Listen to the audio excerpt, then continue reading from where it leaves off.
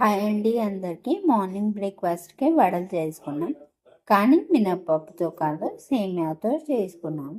ఇప్పుడు ఒక గిన్నెలో సేమియా వేసుకొని ఆయిల్ సాల్ట్ వేసుకొని ఉడికించుకోవాలి. ఇప్పుడు ఒక స్ట్రైనర్ పెట్టుకొని ఉడికిన సేమియా అంతా అందులో వేసుకోవాలి. ఇప్పుడు వాటర్ పోయాక సేమియా అంతా ఒక మిక్సింగ్ బౌల్లోకి వేసుకోవాలి.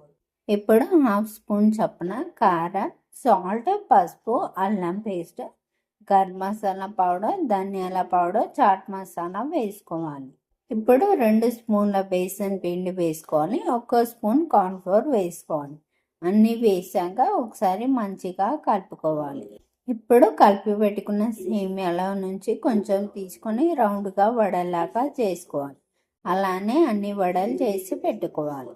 ఇప్పుడు ఒక కడాయి పెట్టుకొని డీప్ ఫ్రైకి ఆయిల్ పోసుకొని ఆయిల్ బాగా వేడిగా ఉన్నప్పుడు చేసి పెట్టుకున్న సేమియా వడలు ఒకటొకటిగా వేసుకొని ఫ్రై చేసుకోవాలి.